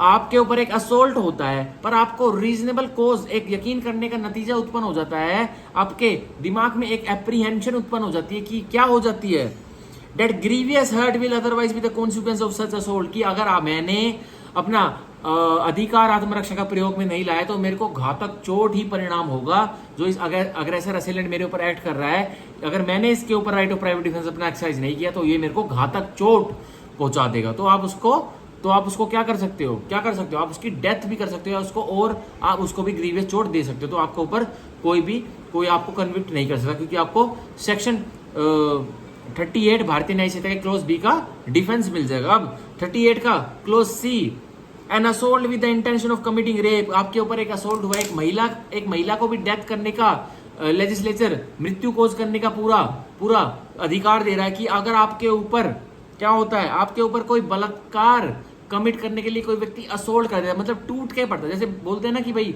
एक महिला जा रही थी गली में से, बहुत सारे व्यक्ति उसके ऊपर टूट के पड़ गए, मतलब रेप करने के लिए, मतलब बहुत सारा झुंड का झुंड एकदम असोल्ट किया, मतलब पहले तो मारा पीटी पे करा, फिर उसको रेप करने के लिए कमिट किया। तो वो महिला, उसको जैसे ही मौका मिला तो वो तुरंत उस रेपिस्ट को, उस अग्रेसर को, उस असेलेंट को क्या कर सकती है, सीधा मौत के घाट उतार सकती है, डेथ कोज कर सकती है, और या फिर ग्रीवियस चोट, घातक हानि देकर अपने पब्लिक अथॉरिटीज के पास कंप्लेंट लिखवाने जा सकती है। ठीक है, ये सी लिखा हुआ है। अब डी, अब सेक्शन 38 का clause D, an assault with the intention of gratifying unnatural lust. अब एक असोल्ट होता है एक व्यक्ति के ऊपर, और सीधा किसके लिए होता है, क्योंकि एक जो अग्रेसर असेलेंट है वो प्रकृति के नियम के विरुद्ध आपके साथ अननेचुरल ऑफेंसेस करना चाहता है। ठीक है, मतलब अब प्रकृति का नियम क्या है भाई, एक मेल एक फीमेल नॉर्मल सेक्सुअल लाइफ जीते हैं, वो सेक्सुअल एक्टिविटीज करते हैं, पर एक व्यक्ति आपके ऊपर असोल्ट करता है, एक मान के चलिए एक व्यक्ति एक मेल के ऊपर असोल्ट करता है, और जो अग्रेसर असेलेंट जो एक मेल है वो दूसरे मेल जो विक्टिम बनने वाले उसके ऊपर असोल्ट करता है, और कहता है कि मैं तेरे एस में एक लोहे का डंडा दूंगा। ठीक है, ये फॉर एग्जाम्पल है, ये ऐसे एग्जाम्पल्स होते हैं, मैं आपके एस में एक लोहे की रोड दूंगा। ठीक है, तो क्या होगा, वो व्यक्ति जैसे उसने सुना ना, अब लोहे की रोड डलवाना उसको जरूरी नहीं है अपने एस में, उसने जैसे सुना ना कि ऐसा करने वाला है, तुरंत जैसे उसने एक्ट करने के लिए उसके ऊपर बढ़ा, वो जैसे उसको एप्रीहेंशन हुई, जैसे उसको उस व्यक्ति की इंटेंशन दिखी, इंटेंशन इसमें मेन है, क्लोज सी में, क्लोज डी में, क्लोज ई में, ठीक है, क्लोज एफ में इंटेंशन का खेल में था। इंटेंशन मतलब एक व्यक्ति की इंटेंशन हो, intention highest degree of mens, जैसे ही उसने सोचा कि करना ही है रेप, कि करना ही है क्या, रेप करना है, कि करना ही है अननेचुरल लस्ट, तो क्या तभी आप उसकी डेथ कोज कर सकते हैं, ग्रीवियस हर्ट कोज कर सकते हैं, जो व्यक्ति जो अग्रेसर असेलेंट आपके ऊपर अननेचुरल लस्ट ग्रेटिफाई करना चाहता हो। ठीक है, तो अब पढ़ेंगे सेक्शन 38 का clause E, an assault with the intention of kidnapping or abducting. आपके ऊपर एक असोल्ट हो रहा है, और उस असोल्ट का रीजन क्या है, ओनली कि किडनैपिंग, अपहरण होना है, या आपको अगवा करना है, तो आप उसकी किडनैपर की, अबडक्टर की हत्या भी कोस कर सकते हो, या फिर क्या कर सकते हो, सीधा ग्रीवियस चोट भी उसको दे सकते हो, किडनैपर को या अबडक्टर को। ठीक है, तो और सीधा होना जरूरी नहीं है किडनैप, जैसे ही आपको ओमनी वैन में वो धकेलने लगे, आपके पास गन है, आपने ओमनी वैन के उस असेलेंट उसको किडनैपर को और अबडक्टर को गोली मार दी, इंटेंशन क्या दिखी, जैसे एक व्यक्ति ने ओमनी वैन में एक असेलेंट अग्रेसर है जो आपको किडनैप करने आया है, उसने वैसे ही आपको पुल किया, उसकी इंटेंशन तो क्लियर होगी, वो मेरे को किडनैप और अबडक्ट करने आया है, तो क्या हुआ, आपके पास गन थी, आपने गन को करके सीधा किडनैपर को और अबडक्टर को गोली मार दी। कोई भी आपके ऊपर कोई भी सजा नहीं कर सकता, क्योंकि उसकी इंटेंशन क्लियर थी, भाई वो गाड़ी में क्यों धकेल रहा है, मेरे को किडनैप और अबडक्ट करना चाहता था, क्या रियली में मेरा किडनैप और अबडक्ट हुआ था, नहीं हुआ था भाई, उसकी इंटेंशन थी, वो गाड़ी में मेरे को धकेल रहा था, तो मेरे को किडनैप और अबडक्ट करना चाहता था। ठीक है, तो आप, मेरे पास गन थी, मैंने अपनी गन से उसको गोली मार दी, तो मेरे को आप एक्विट करिए। ठीक है, और कौन से सेक्शन का मेरे को डिफेंस दे दिए, सेक्शन 38 क्लोज ई का। ठीक है, अब हम पढ़ते हैं next section 38 clause F, an assault with the intention of wrongfully confining a person. एक असोल्ट हुआ है एक व्यक्ति के ऊपर, और वो असोल्ट किसका है, कि भाई असोल्ट अगर कामयाब हुआ, या फिर असोल्ट कामयाब हो भी चुका है, और एक व्यक्ति को wrongfully confine कर लिया, मतलब एक व्यक्ति को एक बंधन में बांध दिया गया, मतलब उसको बंदी बना लिया गया है, उसको हिरासत में रख लिया गया है, जो कि लॉफुल हिरासत नहीं है, वो एक ऑफेंस की हिरासत। आप देखिए, under circumstances which may reasonably cause him to apprehend that he will be unable to have recourse the public authorities for his release. और एक व्यक्ति को जिसको कन्फाइन कर लिया जाता है, जिसको बंधक बना लिया जाता है, और उस व्यक्ति को रीजनेबल यकीन करने के विश्वास आ जाते हैं, उसको रीजनेबल यकीनन उसको नतीजा क्रिएट हो जाता है कि भाई अगर मैं इस व्यक्ति की, जिसने मेरे को कन्फाइन किया है, जिस व्यक्ति ने मेरे को कन्फाइन किया है, इसकी अगर हत्या कोज नहीं करूंगा ना, या फिर इसको ग्रीवियस चोट नहीं पहुंचाऊंगा, तो मेरे को पब्लिक अथॉरिटीज के पास जाने का मौका ही नहीं मिलेगा। ठीक है, तो एक व्यक्ति जिसको रोंगफुली कन्फाइन कर लिया गया है, वो उस व्यक्ति को, जिसने उसको रोंगफुली कन्फाइन किया, उसकी मृत्यु तक कर सकता है, उसकी हत्या तक कर सकता है, और उसको उसको या तो उसको घातक चोट भी पहुंचा सकता है। ठीक है, ये हुआ हमारा सेक्शन 38 का क्लोज है। अब सेक्शन 38 का क्लोज जी हम पढ़ेंगे। एन एक्ट ऑफ थ्रोइंग और एडमिनिस्ट्रिंग एसिड। अब एक एक्ट हो रहा है, अग्रेसर असेलेंट एक एक्ट कर रहा है, और वो एक्ट कौन सा है? थ्रोइंग, फेंक रहा है एसिड तेजाब, या एडमिनिस्ट्रेटिंग एसिड, या फिर किसी और के थ्रू एक व्यक्ति को एसिड फेंकवाना है एक लड़की के ऊपर, एक लड़के के ऊपर। तो वो एक व्यक्ति, जैसे मान के चलिए ए एक लड़का है, अब ए ग्रजिश रखता है सी जो एक लड़की है उसके साथ। ठीक है, सी ने भाई उसका ऑफर डिनाई कर दिया रिलेशनशिप में आने का ए का, तो ए उसके साथ ग्रजिश रखने लग गया। अब ये तो ए खुद सी के ऊपर एसिड फेंके तो वो थ्रोइंग एसिड करा डायरेक्टली, या फिर ए किसी बी को बोल रहा है कि तुम जाओ और सी के ऊपर एसिड फैलो, तो वो बी से क्या करवा रहा है? एडमिनिस्ट्रिंग एसिड कर रहा है, मतलब वो फेंकवा रहा है। तो ये भी हो सकता है, देखिए एन एक्ट ऑफ थ्रोइंग और एडमिनिस्ट्रिंग एसिड और एन अटेम्प्ट टू थ्रो और एडमिनिस्ट्रेट एसिड, या फिर फेंक दिया गया है एसिड, या फिर फेंकने का किसी और को लिए बोला गया किसी और को, या फिर प्रयास हुआ है एसिड फेंकने का, या किसी और ने प्रयास किया आपके ऊपर एडमिनिस्ट्रेट एसिड करने का। तो देखिए which may reasonably cause the apprehension that grievous had been otherwise be the consequence of such act. तो उस महिला को, जो हमारे एग्जांपल में सी थी, उसको यह रीजनेबल यकीनन कोज नतीजा उत्पन्न हो जाता है उसके दिमाग में, एप्रीहेंशन, उसको शंका, उस सी जो हमारे एग्जांपल में जो गर्ल थी, उसको यह एप्रीहेंशन हो जाता है कि भाई मेरे ऊपर एसिड फेंक तो दिया गया है, मैं अब इसको हत्या कर देती हूँ। तो 100% उस लड़की को बचाव मिलेगा किसका? सेक्शन 38 क्लोज जी की डिफेंस। ठीक है, जनरल एक्सेप्शंस का। और अगर अटेम्प्ट टू थ्रो एसिड हुआ है तो क्या हो रहा है? और भाई एसिड थ्रो होता है एक लड़की के ऊपर, तो वो मरती तो है नहीं, उसके फेस पे स्कार्स आ जाते हैं, उसका फेस जल जाता है, उसकी स्किन रिमूव हो जाती है, बड़ी डिस्गस्टिंग सी सिचुएशन हो जाती है। वो महिला बिल्कुल भी अपने नेचुरल फेस में नहीं रह पाती है, उसके साथ बहुत ही बुरा होता है। तो वो क्या करेगी? उसके ऊपर ग्रीवियस हर्ट तो होगा ना भाई, वो अपने रेगुलर परस्यूट्स फॉलो नहीं कर पाएगी। तो सीधा सीधा क्या होता है? वो महिला ऐसे केस में भी उस जो एसिड थ्रोअर है, जो एडमिनिस्टर भी करवा रहा है एसिड थ्रोइंग, उसकी हत्या तक कोस कर सकती है, या उसको ग्रीवियस चोट दे सकती है। ठीक है, हालांकि एक केस में एसिड थ्रो हो गया है, तब भी एसिड थ्रो करने के बाद भी वो महिला गोली मार सकती है उस एसिड थ्रोअर को। और एक केस में बस प्रयास हुआ है, एसिड फेंका पर एक महिला बच गई, उसने गन निकाली अपने बैग में से महिला ने, और असेलेंट को, एग्रेसर को गोली मार दी। तो ऐसे केस में भी उस महिला को सेक्शन 38 क्लोज जी का डिफेंस मिलेगा जनरल एक्सेप्शन का। ठीक है, ये हमने पढ़ा। आप सेक्शन 38 पूरा का पूरा। ठीक है, अब हम पढ़ेंगे सेक्शन 39 और 40 जो कि हमारे लास्ट रहेंगे। फिर कल मैं 41 से लेकर सेक्शन 44 जो जनरल एक्सेप्शंस का हमारा टॉपिक है, चैप्टर 3 पूरा हो जाएगा हमारा। देखिए section 39 of Bharatiya Nyaya Sanhita, when such right extends to causing any harm other than that. अब ये राइट, कौन सी राइट? जो आत्मरक्षा का अधिकार आपके पास, वो राइट एक्सटेंड कहाँ तक होती है? उस मतलब एक राइट ऐसी है भाई, 38 में तो आप हत्या भी कोस कर दे रहे थे एग्रेसर की, एसेलेंट की, पर 39 में ये बता रखा कि भाई अब आत्मरक्षा की इस राइट में जो ये कंडीशंस है, इसमें आप सिर्फ क्या कर सकते हो?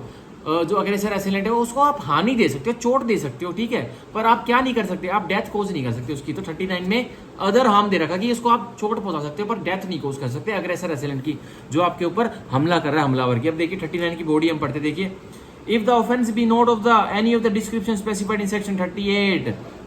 तो बताया हुआ है हमलावर, अग्रेसर, असेलेंट आपके ऊपर कोई एक्ट करता है, और वो ऑफेंस, और जो एक्ट कर रहा है, जो अपराध बन रहा है, वो अपराध सेक्शन 38 के कोई भी बिंदु में, कोई भी डिस्क्रिप्शन में नहीं आ रहा है। तो आप क्या करोगे? देखिए the right of private defence of the body does not extend to the voluntary causing of death to the assailant. तो आपके पास कोई भी अधिकार नहीं है आत्मरक्षा में कि आप अगर 38 में जो क्लोज ए से लेकर क्लोज जी तक के बिंदु थे, जो कि बता रहे थे कि आपके साथ कोई रेप करना चाहता है, आपके साथ कोई अननेचुरल लस्ट को ग्रेटिफाई करना चाहता है, कोई आपकी किडनैपिंग या अबडक्शन करना चाहता है, उसके लिए तो आपके पास right of private defence to cause death है।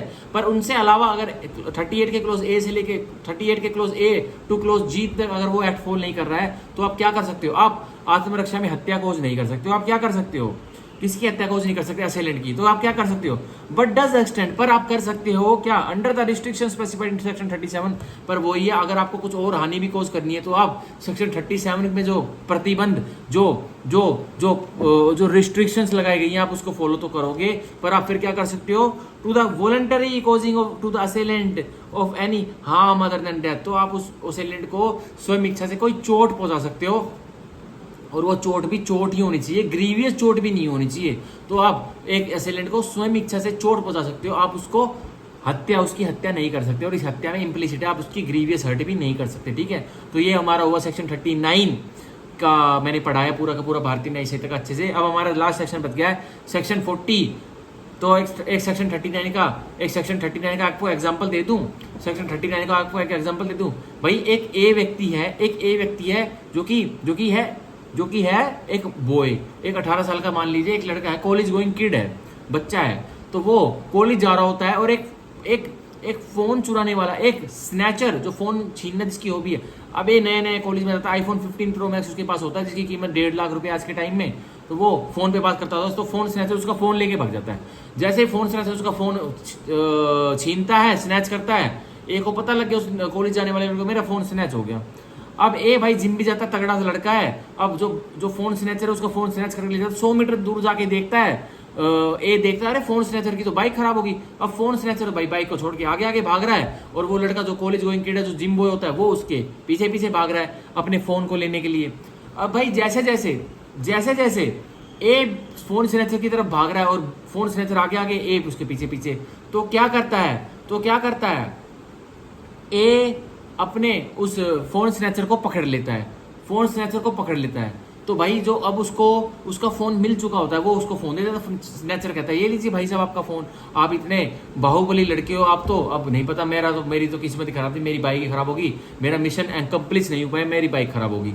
तो अब क्या करता है वो लड़का, कॉलेज गोइंग किड, उसको इतना मारता है, उसको आईसीयू में भर्ती होना पड़ता है उस फोन स्नैचर को। तो क्या अब उस कॉलेज गोइंग किड को क्या अब उस कॉलेज गोइंग किड को एक्सेप्शन मिलेगी, डिफेंस मिलेगा कि भाई उसने आत्मरक्षा की अपनी प्रॉपर्टी की। भाई जब उसको स्नैचर ने उसका फोन वापस कर दिया था, तो आप पुलिस को फोन करके पुलिस को बुला लेते। आपने उसको इतना मारा ही क्यों कि उसको आईसीयू में फोन स्नैचर को भर्ती होना पड़ा। तो आपको सजा होकर ही रहेगी उस कॉलेज गोइंग किड को। हालांकि वही विक्टिम था, और उस विक्टिम ने, उसका तो कोई लेना देना नहीं, उसको क्या पता था कि मेरा फोन अभी चोरी हो जाएगा, और उसको क्या पता था कि मेरा फोन चोरी होगा तो जो मेरा फोन चोरी स्नैच करके ले जाएगा उसकी बाइक भी खराब हो जाएगी। तो यही है, ये कॉन्सिक्वेंसेस क्रिएट होती है। अब बाइक भी खराब होगी, अब वो जो स्नैचर है वो आगे भाग रहा है, कॉलेज गोइंग किड जो जिसका फोन स्नैच होता है पीछे भाग रहा है। अब भाई वो जिम बॉय करता है, वो जल्दी पकड़ लिया उसने, और ए ने उस फोन स्नैचर को इतना पीटा, हालांकि इतना पीटना नहीं चाहिए था उसको, बस हल्के फुल्के 2-4 थप्पड़ चट्टू मार के पुलिस बुला लेनी चाहिए थी, और उसने उसको इतना पीटा कि वो आईसीयू में कोमा में फोन स्नैचर चला गया। अब जो कॉलेज गोइंग किड है ए, उसके ऊपर भारतीय न्याय संहिता के विभिन्न प्रावधानों पे सजा हो सकती है। उसको कोई भी डिफेंस जनरल एक्सेप्शंस का सेक्शन 39 नहीं तो सेक्शन 38 का मिल सकता है, ठीक है। तो यही मैं सेक्शन 39 का एक एग्जांपल सिंपल सा देना चाहता था, ठीक है, कि आप जो सेक्शन 37 में रिस्ट्रिक्शंस है उसको तो फॉलो करोगे। रिस्ट्रिक्शन क्या कहती है भाई, आप ग्रेटर हार्म इन्फ्लिक्ट नहीं कर दोगे जितना आपको करना चाहिए था, जो जितना हार्म नेसेसरी था आप उतना ही करोगे, आप ग्रेटर इंजरी इन्फ्लिक्ट नहीं कर सकते, ठीक है। तो ये रिस्ट्रिक्शन 37 की दी गई है, और 38 में क्लोज ए से लेके क्लोज जी तक कोई भी एक्ट फॉल भी नहीं कर रहा था, ठीक है, तो आप नहीं कर सकते। अब देखिए हम आज का लास्ट सेक्शन पढ़ेंगे भारतीय न्याय संहिता का, आज की क्लास का सेक्शन 40 भारतीय न्याय संहिता, जो कि कहता है commencement and continuance of right of private defence of body.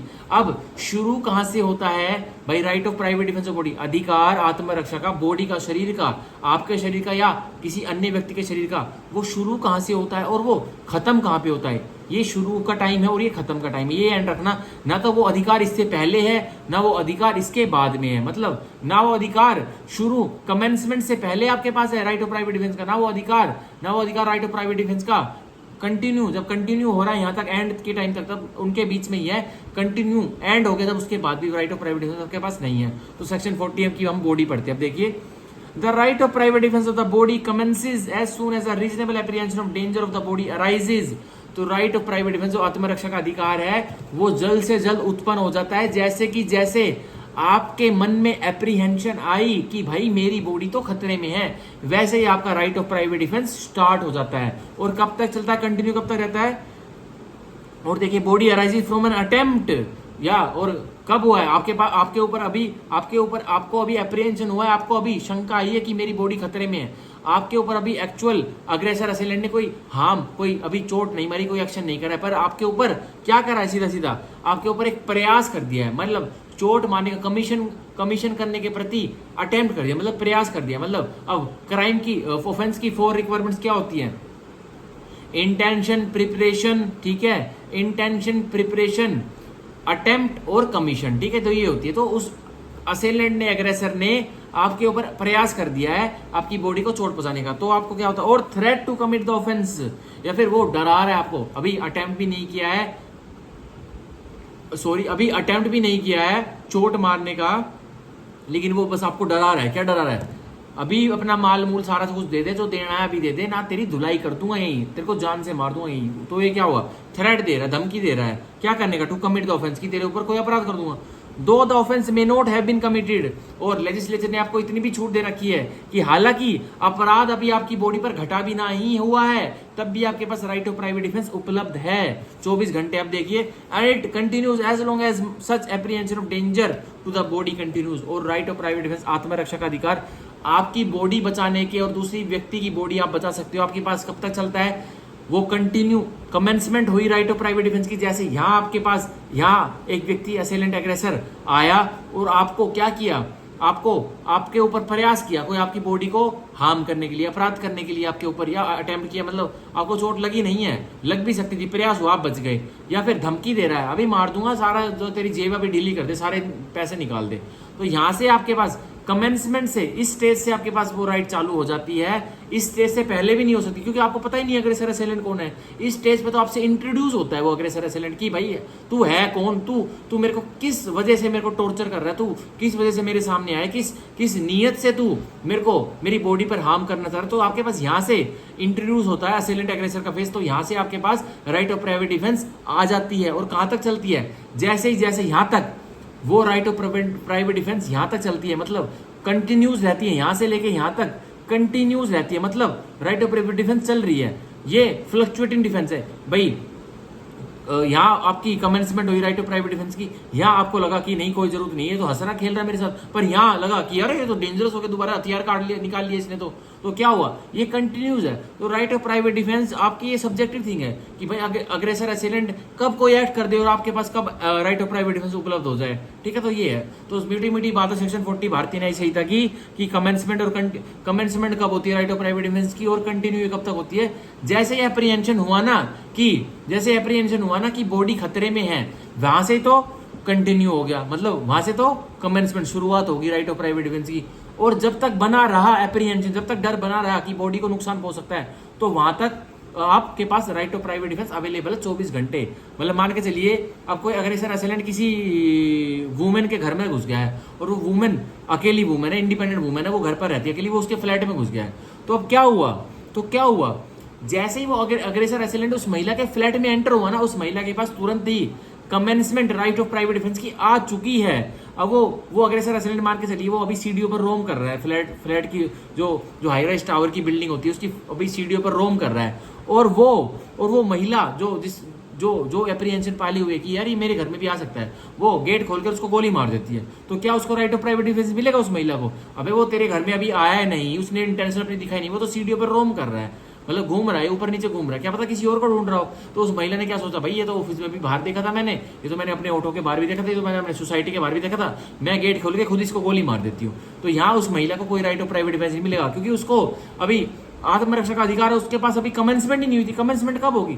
जैसे ही वो व्यक्ति जो उसका पीछा करता है ऑफिस से, उसकी सोसाइटी के बाहर भी उसको मिलता है, और वो रात को उसके गेट को खुड़खुड़ाता है और अंदर आने की कोशिश करता है फ्लैट में, उस इंडिपेंडेंट महिला के कमरे में, उस रूम में। जैसे ही कमेंसमेंट हो जाती है राइट ऑफ प्राइवेट डिफेंस की, ठीक है, जैसे उस महिला के पास आत्मरक्षा का अधिकार आ जाता है। और कब तक बना रहता है? आप मान के चलिए वो बॉय जो पीछा कर रहा था उस महिला का, वो फ्लैट में एंट्री ले लेता है और कम से कम 5 घंटे उस इंडिपेंडेंट महिला के फ्लैट में रहता है।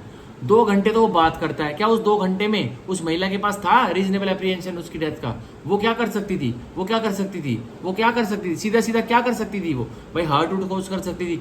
अब जो बच्चे वो 3 घंटे, अब वो आदमी क्या सोचता है जो फ्लैट इंडिपेंडेंट महिला के फ्लैट में घुसता है कि अब इसका रेप होगा, 3 घंटे बच गया, सुबह होने वाली है। तो अब तुरंत उसके पास कंटिन्यू है कमेंसमेंट, जैसे गेट सेंट्रली कंटिन्यू है, बनी है भाई 12 बजे एंट्री ली, मान के चलिए उस इंडिपेंडेंट महिला के घर में उस रेपिस्ट ने, और 12 बजे एंट्री ली और 2 घंटे रात के 1 बजे और 2 बजे उसने बस बातचीत करी, उसको समझाया कि मैं तेरे से बहुत लव करता हूँ, ये करता हूँ, मेरे साथ रिलेशन में आ जाओ, मेरे को तेरे ऊपर अपराध करने की जरूरत ही नहीं पड़ेगी, तो बस वो 2 घंटे बातें कर रहा है, तो अभी भी कंटिन्यूस में है उस महिला के पास राइट ऑफ प्राइवेट डिफेंस।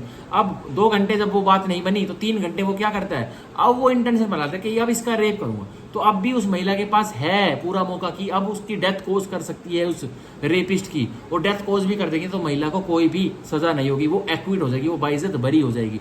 तो यही है हमारा सेक्शन 40 की राइट ऑफ प्राइवेट डिफेंस, आत्मरक्षा का अधिकार आपका शुरू कब होता है और खत्म कब होता है और बना कब रहता है, ठीक है। तो ये बहुत सब्जेक्टिव थिंग है, एक अग्रेसर असेलेंट के मूड के ऊपर, उसके एक्टिविटीज के ऊपर डिपेंड करता है कि वो कब एकदम से एग्रेसिव हो जाए, वो कब एकदम से शांत हो जाए, कब कब आपको लगे कि डेथ कोज कर दूं, कब आपको लगे कि चोट कोज कर दूं, कब आपको लगे कि ग्रीवियस हर्ट कोज कर दूं, ये बहुत सब्जेक्टिव थिंग है, तो ये सोच समझ के ही करना पड़ता है। जैसे सर्कमस्टांसेस ओरिजिनेट होते हैं, आप अपने एक्टिवनेस ऑफ माइंड अपनी जेब में रख के सो, आप ये नहीं कर सकते कि वही व्यक्ति, अब सेक्शन 37 भारतीय न्याय संहिता ने आपके ऊपर रिस्ट्रिक्शन लगा सकती है। अगर वो व्यक्ति आया है बस आपको प्रपोज करने उस इंडिपेंडेंट वुमेन को, तो वुमेन क्या कर सकती है, उसको क्या कर सकती है। अब उस वुमेन को कोई है भाई वो शाम को 7 बजे उसके ऑफिस के पीछे पीछे करके आता है, उसको प्रपोज कर देता है उस वुमेन को, इंडिपेंडेंट वुमेन को, तो वुमेन क्या कर सकती है ज्यादा से ज्यादा, बस उसको डिनाई कर सकती है। और वो डिनाई करने से नहीं मांग रहा है तो उस वुमेन को पुश कर दिया उसने, उस व्यक्ति ने, जो कि अब उसको चोट मार, तो वो वुमेन उसको चोट मार सकती है। क्या उसको पुश करा तो उस वुमेन को पुश करने के साथ ये लगा कि मेरे को एप्रीहेंशन ऑफ डेथ हो सकती है, लेकिन उसका right of private defence commence कब से हो गया, जैसे वो बंदा आया और उसने उसको प्रपोज किया, ठीक है, उसको अपने प्यार का इजहार किया, जब से उसको कमेंसमेंट हो गया चालू, जैसे उसको पुश किया तो उसको क्या हुआ वुमेन को कि भाई अब मेरी राइट ओरिजिनेट हो गई है किस चीज की, कि अब मैं इसने मेरे को पुश किया है तो मैं पुश का जवाब किससे दूंगी, मैं किक से दे दूंगी, मैं एक बैट उठा के इसके सर पे मार दूंगी, ये कर सकती है वो। ये सीधा सीधा ये नहीं कर सकती कि वो मैन खड़ा हुआ है गेट पर और उसको पहले तो उसको प्रपोज किया, उसने डिनाई कर दिया कि नहीं करना चाहती, मैन ने उस वुमेन को पुश किया और वुमेन अब गई अपने कमरे में वार्डरोब में और गन निकाल के लाई और कोक किया और उस प्रपोजर के सर पे गोली दे मारी। तो ये कोई राइट ऑफ प्राइवेट डिफेंस उस महिला को नहीं मिलेगा। इतना मिल सकता है जैसे उसने पुश किया तो महिला के साइड में बैठ पड़ा था, बैट से सर पे उसका फोड़ देती और उसको भगा देती और अपने पुलिस को बुला लेती, इतना हो सकता है, फिर उसको बचाव मिल सकता है। तब उसने वो बैट मारा ना उस प्रपोजर के सर पर, उस व्यक्ति के सर पर जिसको प्रपोज कर रहा था, और वो उसने इंटरेस्ट दिखा दिया था और उस बाद में पुश करा, तो जैसे वो जैसे वो गिर के उठी तो उसने बैट मार दिया, तो ऐसे ही उसका राइट ऑफ प्राइवेट डिफेंस पूरा हुआ, इतना ही वो कर सकती है। अब उसने उसको पुश किया, वो बस गिर गई और जाके गिर के वो उठी और वार्डरोब से उठा के गोली मार दी उसको लाके, तो कोई भी बचाव नहीं मिलेगा उस महिला को, इंडिपेंडेंट वुमेन को, उसको मर्डर की सजा या culpable homicide not amounting to murder की सजा मिलकर ही रहेगी, ठीक है। तो यही सेक्शन 40 भारतीय न्याय संहिता का था कि सीधी सीधी बहुत इंपॉर्टेंट सेक्शन है सेक्शन 40 भारतीय न्याय संहिता, तभी मैं आपको इतनी लंबे टाइम से बता रहा हूँ कि कमेंसमेंट आत्मरक्षा का अधिकार कब से होता है और कंटिन्यू कब तक बना रहता है, ये बहुत सब्जेक्टिव थिंग है, ये हर केस के सर्कमस्टांसिस से हमें देखने को मिलता है। पर आप ये लेजिस्लेचर ने तो बस ये लिख दिया कि जैसे ही आपके पास एप्रीहेंशन, आपकी बॉडी के हार्म आपके ऊपर होने वाला है, दो आपके ऊपर हुआ नहीं है पर आपको एप्रीहेंशन हो गया है, मतलब यकीन करने के कारण हो गया, आपकी सोच बन गई कि हाँ मेरी बॉडी खतरे में, तभी आपका राइट, आत्मरक्षा का राइट कमेंस हो जाता है, शुरू हो जाता है। और कब तक बना रहता है, जब तक कि वो एप्रीहेंशन बना रहता है। जैसे एप्रीहेंशन खत्म वैसे ही राइट भी खत्म, जैसे एप्रीहेंशन दोबारा शुरू राइट दोबारा शुरू। ये बहुत सब्जेक्टिव थिंग है। तो ये मैंने पढ़ाया सेक्शन 40 भारतीय न्याय संहिता का पूरा। तो आज हमने पढ़े कौन कौन से सेक्शन पढ़े, आज हमने पढ़े सेक्शन 34 से लेके सेक्शन 40 भारतीय न्याय संहिता के हमने पूरे कर लिए हैं, जो कि हमने right of private defence of human body को पूरा पढ़ा। अब हम कल वाली वीडियो में, कल वाले लेक्चर में सेक्शन 41 से लेके सेक्शन 44 तक करेंगे, जो कि बताते हैं right of private defence of property, ठीक है। तो आज हमने पढ़े सेक्शन 34 से लेके सेक्शन 40 तक। तो आज के लिए इतना ही है। सो हम कल की वीडियो में मिलते हैं। तो इतने के लिए bye, thank you, bye bye, take care, thank you.